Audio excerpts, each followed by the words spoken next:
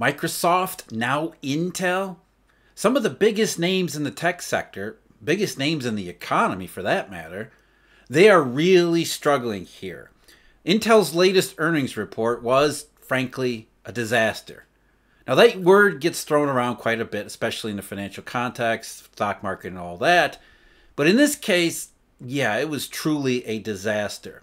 But why was it a disaster? What is really going on with Intel? Now you can look up all the information you want on the specific details of their quarterly numbers and all the things like that. But what they really said was, in the first quarter of 2023, we expect our revenue to be down 40%. That's not something you really hear from major companies all the time. Hey Bob, did you hear Intel's earnings are down, or Intel's revenue is down 40%?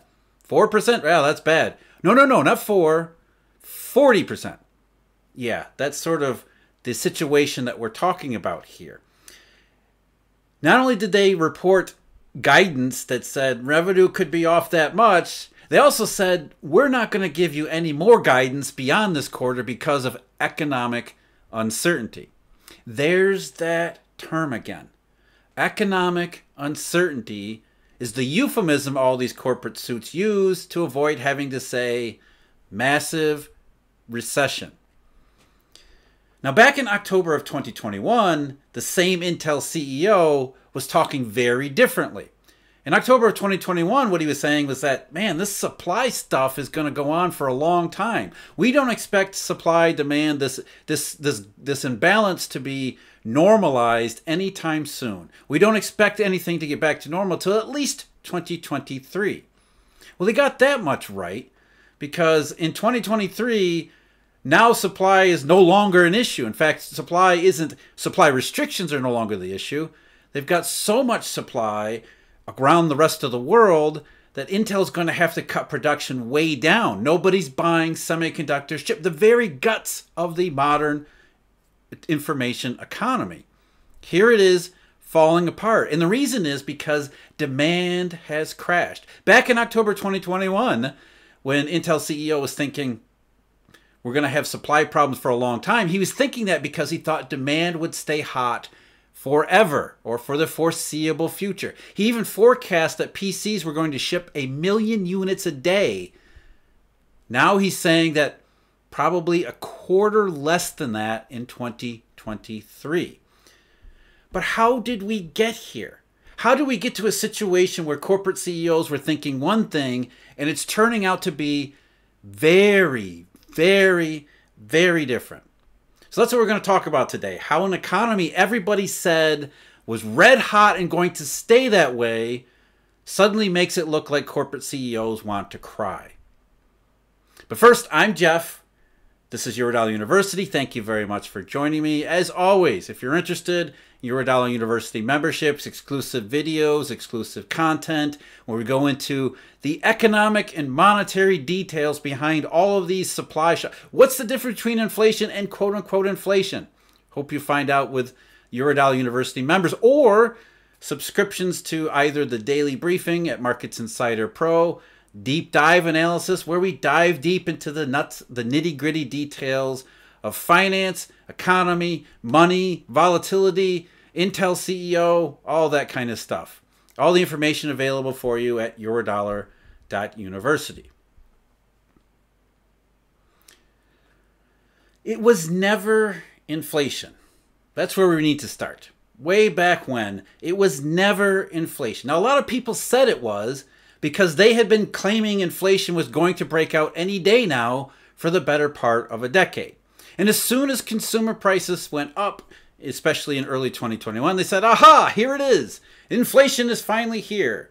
And nobody bothered to ask, well, wait a minute, it took a decade for this inflation to finally show up? Instead, what everybody should have been asking was, what was different about 2021? It wasn't the Fed, it wasn't money printing or anything of the sort. It was the individual circumstances of that economy.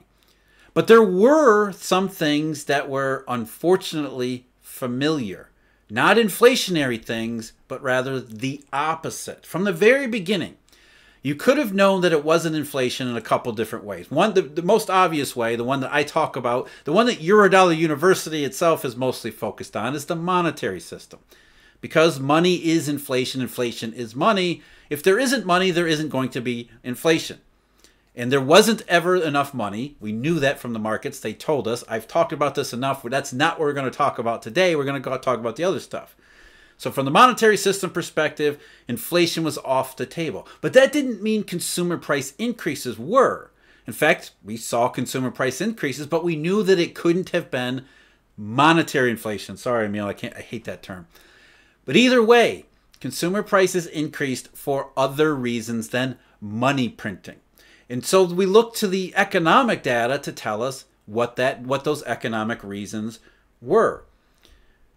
Now, what I want to focus on here is a single data series that would have done everybody so much good had they just focused on this rather than the red hot rhetoric coming out of certain sectors of the peanut gallery. The series is produced by the Bureau of Economic Analysis, which is the same folks, which are the same folks who do GDP. And it's called Real Personal Income Excluding Transfer Receipts. And this is one of those major, maybe unappreciated, not well-known economic data points, but the people at the NBER, for example, if that's your thing, this is one of the ones they look at when they say, are we in recession or not? And what it tells you is how much income the private economy is generating adjusted for prices. And from the very beginning, it has exposed these very stark differences in economic circumstances. We got to go back up a little bit here too. Before we ever got to 2020, if you looked at real personal income excluding transfer receipt, what you saw was the economy in the United States was generally solid and stable, even within and out of recession throughout the decades leading up to around 2008. All of a sudden in 2008, however, private incomes fell sharply and then never came back. See, they've lied to you all this time about a recovery. It never happened. Now, the economists and policymakers have put forward all sorts of explanations about why private income has never come back, why the labor market never actually recovered despite the unemployment rate. What we're really talking about here, and what this data series is really exposing, is the dark underbelly of the participation problem. Now, what economists have said repeatedly is that the participation problem is the fault of you and me, workers. We're either too lazy to go back to school and learn new skills that are employable in the modern marketplace, or we're all too drug addicted, hopped up on heroin or fentanyl or something else, or baby boomers are retiring in too great a numbers. Why baby boomers chose October 2008 to retire, they never really explain. But they've come up with all sorts of excuses other than to avoid having to say what is really the truth here. And Janet Yellen, more than anyone else, sort of let slip the truth many years ago during the first early days of her tenure when she said, boy, I look at this participation problem and I wonder maybe if this isn't some macroeconomic slack, if there really is an economic problem, not a blame American worker problem. And the funny thing is here, this income series shows the dark side, the downside of the participation problem, meaning the private economy was not generating nearly enough income to support economic recovery. And it didn't support economic recovery going all the way back to that particular spot in history called the Great Recession, because it wasn't a recession. Instead, what it was, using the parlance of econometrics, it was a unit root or a permanent shock. Something happened to the U.S. economy, specifically the labor market, which knocked it off of its multi-decade trend into a much lower state. Now, what possibly could that have been? It wasn't as if heroin was invented when Lehman Brothers collapsed. Oh, Lehman Brothers, that's a clue there. We had a monetary crisis which, lo and behold, seemed to have produced the effects that economists have associated with monetary crisis for a very long time. You can go all the way back to John Maynard Keynes and even before, when economists realized, Henry George. you have a deflationary money problem that leads to, among other things, the worst possible outcome, which is it hits the labor market. Labor market and deflation go together in the worst ways. So the economy never recovered after the 2008 recession because it wasn't a recession. It was a permanent shock due to the monetary crisis of 2007, 8, and 9. Fast forward to 2020, and what do we see again? Not just from this series, Real Personal Income Excluding Transfer Receipts, but more importantly, everything else. We see the participation problem, which was already an unfixed issue before we got to 2020, become even worse afterward. We have another monetary crisis in March of 2020, which only reminded businesses in the United States around the world how worthless the Federal Reserve is and how liquidity is always just a flip of a switch from turning off.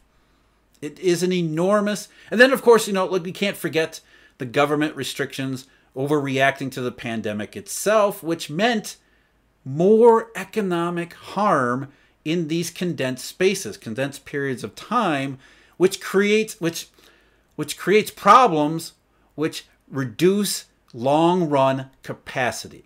That's the underlying issue here from after the unit root, the permanent shock after 2008, and then a second unit root or permanent shock in 2020. You see it in the data, you see it in the markets, but what you didn't see, or what most people focused on that was sort of different, was the government response after those things in 2020. So Uncle Sam came in, as we all know, first with the CARES Act, and then however else the subsequent laws were eventually named, and boosted the economy. Now, there's a moral case to be made for those types of interventions, because shutting down so much of the economy and forcing a lot of people out of work and destroying a lot of businesses based on arbitrary decisions, maybe there was a case there for government making up for a little bit of it by engaging in these transfer payments. These transfer payments, which, by the way, you'll notice, are excluded from the data series that we're talking about here. Real personal income excluding transfer receipts. So as the economy struggled to recover from the 2020 recession, the private economy really struggled, but in comes Uncle Sam with all this borrowed cash from the Treasury market and says, "Go nuts, America." And America went nuts. Even though they didn't have the jobs, even though they didn't have the income, they had this windfall payment, this temporary, transitory, one-time, well, it was 1, 2, 3, sometimes more than 3 times receipts. But either way, it was a windfall payment which got spent on Amazon.com and into the goods economy and created the illusion of a red-hot economy. It created the illusion, not a real recovery, the illusion of one. And again, you see it here in the data. But what economists had said all along, which led to the confusion of Intel CEO and others, was that if the government does this just the one time or the 3 times, that's okay, because this leads to knock-on effects, second and third order effects that produce.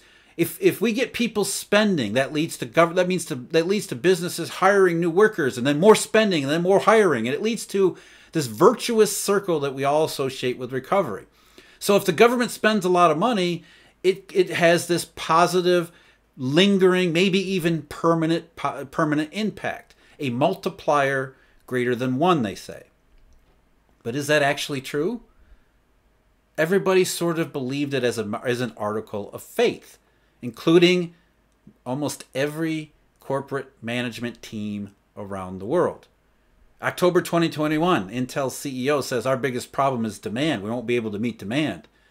October 2022, he finally realizes maybe that's not the case. And by the time we get to March of 2023, we'll see if he still has a job.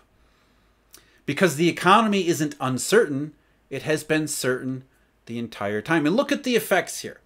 When you compare real private income, real personal income excluding transfer receipts, with real personal consumption expenditures, you can see that difference. You can see the gap. You can see exactly where Uncle Sam came in and created a transitory, temporary effect that boosted not just demand at that time, but also created what we call inflation, incorrectly call inflation, the supply shock. But long run, these things would have to revert to their underlying fundamentals. And the underlying fundamentals in this case, private income.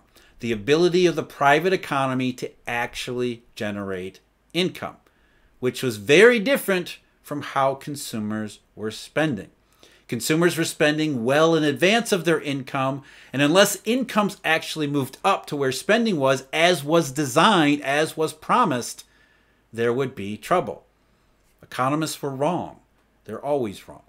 Instead, the labor market was never red hot. There was never a shortage of workers. You can see it right here in the data, the income data.